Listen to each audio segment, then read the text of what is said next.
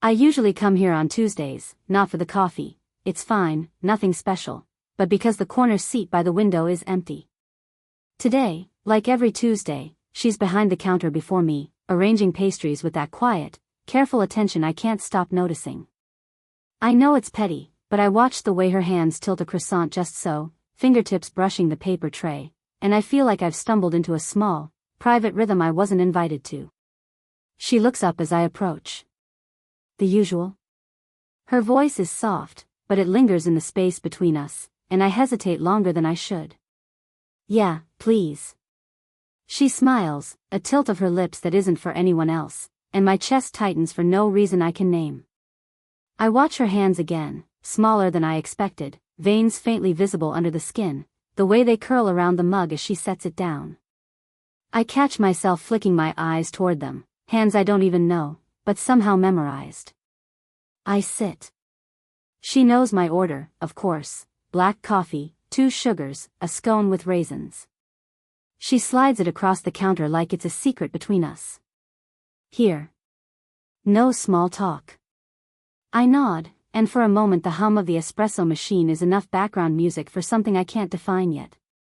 I sip, pretending to look out the window, though I'm mostly watching her adjust a napkin dispenser across the room. There's a small crease of concentration in her brow, and it's ridiculous how much I notice. She doesn't glance my way, she doesn't need to. But the way her eyes linger on the pastries, like she's considering something important I'll never see, makes the air between us feel heavier than it should be. I scroll my phone, as if distracted, though nothing matters there. An unsent text to a friend waits, blinking like it knows I'm distracted by something else entirely. She clears a tray and coughs quietly into her elbow. I can't stop looking, and I imagine, don't know why, what it would feel like to have her hands brush mine, just once. Rough morning? She asks, finally, breaking the hum, and I jump, because I hadn't realized she'd glanced at me. Her eyes are warm, not probing. Just, present. Yeah, I mumble. Not a lie. More like a truth I can't unpack in words. She shrugs and goes back to her work. I watch, curious and restless, tracing the lines of her fingers as she folds a napkin with perfect, careless precision. There's something in the quietness of her that reminds me I've been talking to myself too much lately. She doesn't know it, and I can't tell her. When I stand to leave, I drop a few coins on the counter, and she thanks me without looking up. I step outside, but the street feels louder than usual, like it's intruding on the calm she leaves behind. My thumb hovers over the phone in my pocket, half expecting, half hoping for a message that doesn't exist. And then it buzzes. My name on the screen. A number I don't recognize. I glance at it, heart tightening. The message reads, "Do you want to see me after work?" I freeze. And for the first time, the empty corner seat feels like it isn't empty at all, that I didn't respond to the message right away. I paced the narrow hallway of my apartment, letting the hum of the fridge fill the silence. My mind replayed her hands on the napkin again, the curl of her fingers, the small crease at her knuckles. Ridiculous, but I couldn't shake it. By the time I got to the cafe after work, she was already there, wiping down the counter with deliberate care. She looked up and gave me that same small smile. No announcements, no dramatics, just acknowledgement. "Hi," I said, my voice too loud for the quiet space. "Hey." She set down the rag and leaned on the counter. "I wasn't sure you'd come." I shrugged, trying to act casual, but my hands fiddled with the strap of my bag. She noticed, I think, though she said nothing. We walked to the corner table, the same one I always claimed on Tuesdays, and sat in a silence that wasn't uncomfortable. "Not yet. Do you come here often?" I asked, not really curious about the answer. She laughed softly, and it sounded like something I hadn't heard in a long time. "I've been coming for years. Used to be the best place to write without interruptions. Then I started working here, and now it's mostly just coffee and people who talk too much." I nodded, sensing there was more, but she didn't offer it. I reached for my cup, letting the warmth seep into my fingers, and imagined tracing the faint lines of her hand with my own. I swallowed the thought quickly. Do you live alone? I asked after a pause. Yes, she said. Then softer, almost like she wasn't sure I should know, divorced, for a while now. Her eyes flicked to the window, the reflection of the streetlights catching her face. Something shifted, subtle, almost invisible.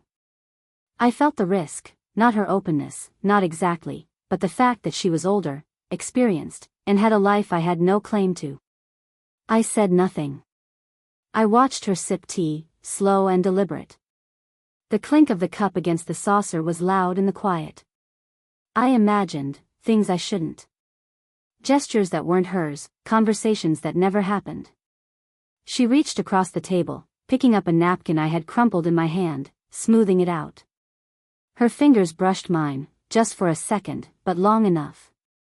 My chest thumped, and I felt like I was crossing some invisible line I wasn't ready to acknowledge. I don't know why that moment stayed with me, I thought, maybe because it felt like someone finally saw me. She smiled faintly at me, eyes crinkling just a little. Careful, she said softly. You'll burn yourself on the tea. I laughed nervously, letting the tension break in the smallest way possible. But when I looked at her, really looked, I realized the quiet space between us had widened, and somehow, that briefest contact, her hand over mine, was a promise I couldn't name. And maybe that was enough for now that I didn't expect her to be there the next day. But she was, wiping down the counter, like she always did, calm and deliberate. I lingered by the pastries, pretending to look for something I didn't want, and she caught me with that small, precise smile. Back so soon? She asked. I shrugged. My words felt heavy in my throat. Thought, maybe a coffee. She nodded, nothing more. But something in her pause, the way she set the cup down without meeting my eyes, made me hesitate. I sat at our corner table again. She joined me a few minutes later, carrying a tray with 2 teas. I reached instinctively for mine, and our fingers brushed. I noticed, of course, and tried not to let it linger, but my fingers twitched anyway. I didn't expect you, I said, and immediately felt the awkwardness of the half-truth. She shrugged, eyes distant. I have things to do. Didn't want to, she cut off, shifting her weight, looking at the counter as if something else had caught her attention. I watched her. Everything about her was deliberate, her hands, the tilt of her shoulders, but there was something in the pause, something unspoken, like she was holding herself back. And I realized. I was holding myself back, too. We sat in silence for a while, the quiet humming of the espresso machine filling the gaps. I kept imagining what it would feel like to lean closer, to see if she would meet me halfway. My fingers toyed with the rim of the cup, tapping lightly, hoping she'd notice. Then someone came in, a friend of mine I hadn't seen in months, and my world, small and focused as it was, ruptured. Hey, my friend called, loud, clapping me on the shoulder. My face heated. She glanced at me, the faintest crease between her brows. I wanted to vanish. After he left, the air felt smaller, heavier. I realized I had been imagining a line we weren't ready to cross. My heart thudded in my chest when I noticed her watching me, waiting for some explanation I couldn't give. I started, then stopped. Words failed.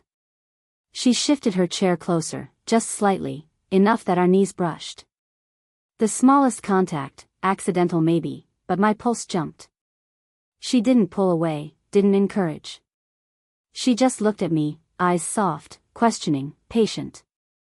I swallowed. My mouth dry. I wanted to say something, everything, but the words wouldn't come. Instead, I leaned a little closer, not quite closing the gap, not quite daring. She tilted her head, and for a moment, the air between us thinned. A near kiss. A half confession. A promise I wasn't ready to name. And then the bell above the door jingled, a reminder of the world outside our corner. I jerked slightly, caught between relief and regret, my hands still hovering in the space between us.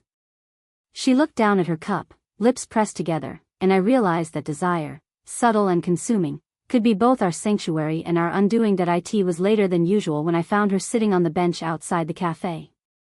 The streetlights had started to hum their orange glow over wet pavement, and the drizzle from earlier left faint puddles that reflected everything twice.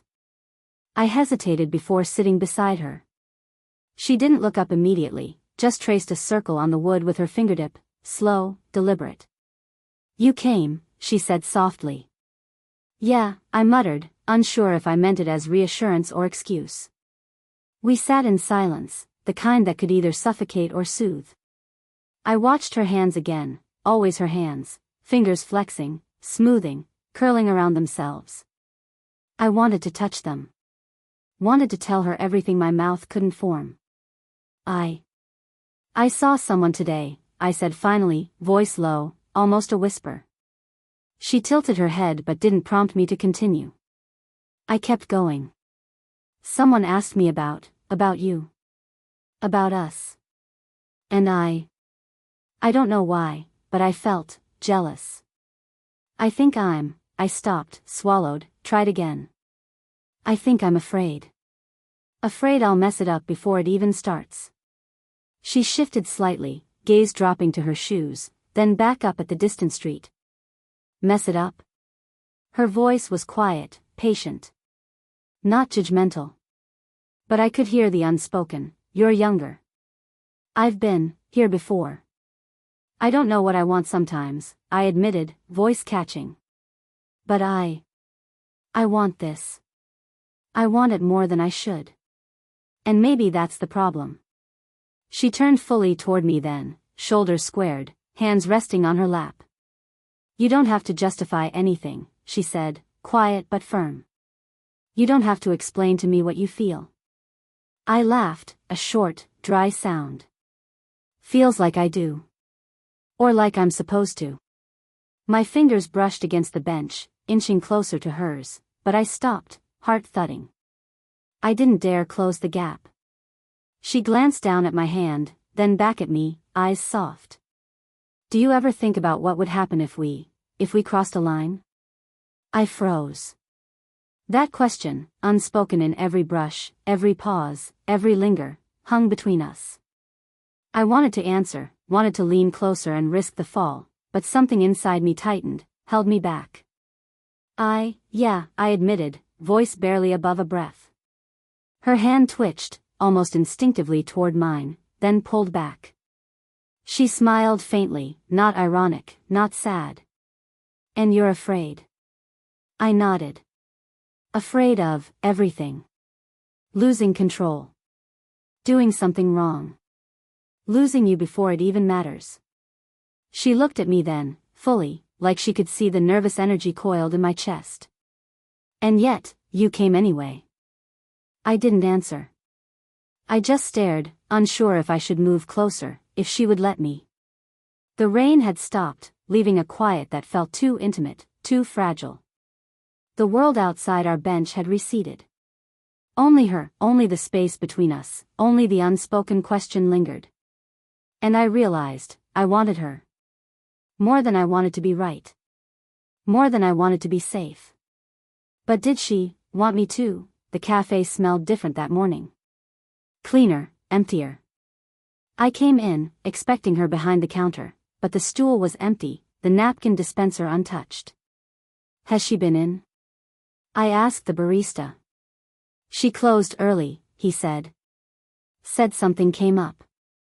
I nodded, but it wasn't enough.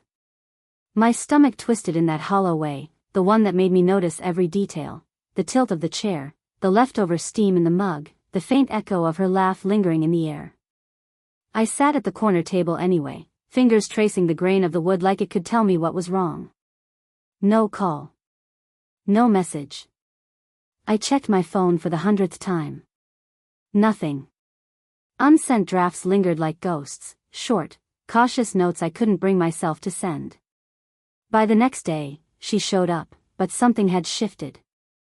The smile was there, faint, polite, but the warmth, the small glances, the unspoken invitation, it wasn't. She moved with deliberate distance, hands tucked in her coat pockets, eyes focused anywhere but me. "Hey," I said, trying, as usual, to sound casual. "Hi," she replied, brisk. She nodded to the counter, then disappeared into the back room. I lingered, watching, heart tight. I didn't know what to do. Part of me wanted to wait, part of me wanted to push, and part of me wanted to retreat, curl into the comfort of my own routines.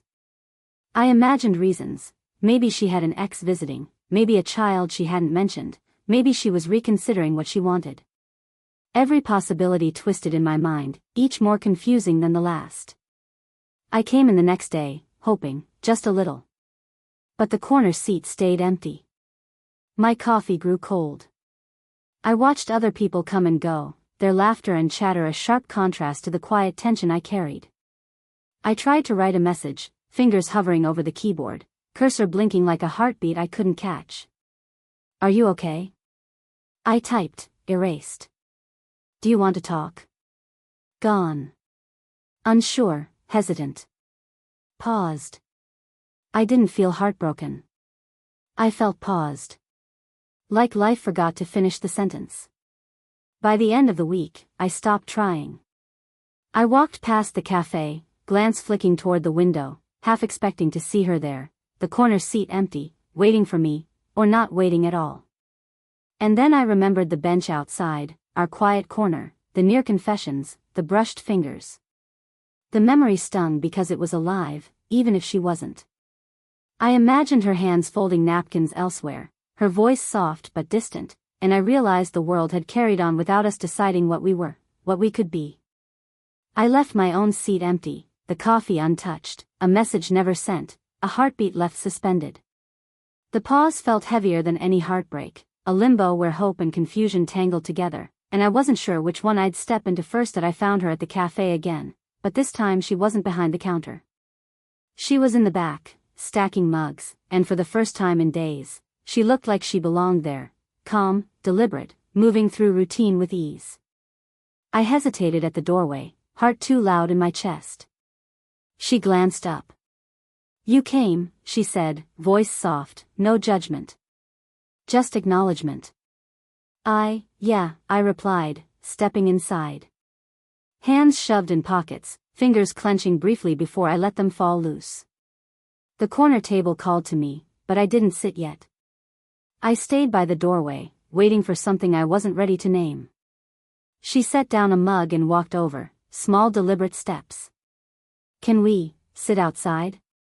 The bench waited, damp from rain earlier, puddles reflecting streetlight. I nodded. We sat. Close enough that our knees brushed, far enough that we weren't yet crossing lines. "I didn't come for weeks," she said quietly. "I needed space. Things complicated." I nodded, letting the words settle. My fingers brushed against the edge of the bench. I wanted to reach, wanted to close the distance, but I waited, letting her lead. "I didn't understand why I pulled away," she continued. "It wasn't about you. I needed to figure out what I could give, what I wanted." I let out a breath I didn't realize I'd been holding. "I waited," I said, voice low. "Not because I thought you owed me, but because I hoped." Her eyes softened. She studied my hands, the way I twisted the strap of my bag, the way I avoided looking fully at her. "And now?"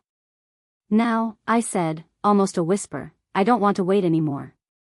"Not if you don't." She reached slowly, hand hovering, almost brushing mine. I froze, heart thudding, imagining everything I'd risk if I let it happen. But the air between us felt ready, fragile, yes, but steady enough to hold a moment without breaking. She smiled faintly, and I finally closed the gap, hand finding hers, warm and familiar, like it had always belonged. No words. Just the quiet acknowledgement of shared pauses, unsent messages, nights of imagining. "You okay?" she asked softly, thumb brushing my knuckles. "Yeah," I said, voice steady for the first time in days. "Yeah, okay." We sat, hands entwined lightly, the streetlights reflecting in her eyes. Nothing dramatic. No grand declarations. Just presence. Shared breath. The quiet hum of the cafe behind us, life moving, finally letting us exist in the space between uncertainty and something like trust. And for the first time, the pause felt complete. It was 8:47 a.m. when I spotted her at the cafe, already perched on our bench with a black coffee steaming between her hands. She looked up as I approached and gave that small, faint smile that had become our greeting. No theatrics, no urgency, just recognition. "Morning," I said, sliding into the seat beside her.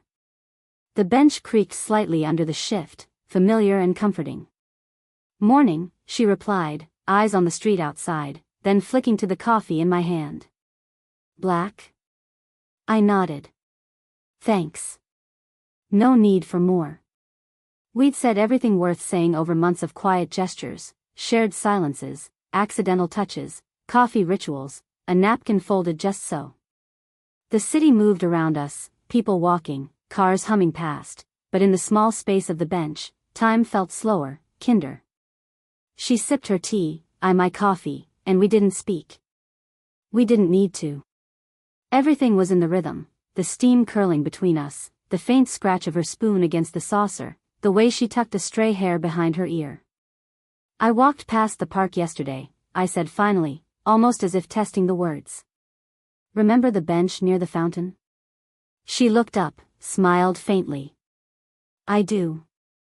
I nodded, smiling back. Sat there for a while. Thought about, well, you. Her fingers flexed around the mug, small movements that spoke louder than words. "I thought about you too," she said softly. And that was enough. No grand declarations, no dramatic confessions. Just acknowledgement, the kind that seeps into your chest and lingers, quiet and solid. We left the cafe together, walking slowly, neither of us in a rush. Our routines had shifted over time, her work hours, my classes, small inconveniences, but we'd found a rhythm that fit. Shared coffee on Tuesdays, black for me, tea for her, sometimes staying long enough to let the world slip past unnoticed. Later, I found myself folding a napkin the way she had once shown me, fingers curling just so, and I realized I smiled without thinking. It was the little things, the quiet proofs of presence, that meant more than any shouted declaration ever could. She glanced at me as we paused by a crosswalk. "You're smiling," she said. "Yeah," I said, voice quiet, letting the warmth settle in. "Just, okay." She nodded, understanding perfectly. No further words were necessary.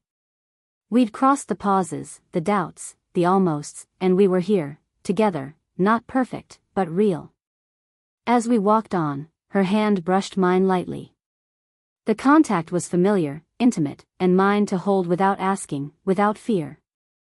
And I knew, without needing to say it, that all the moments before had led us here. Only we would understand. Did this story stay with you? What kind of quiet, real love stories do you want to hear next?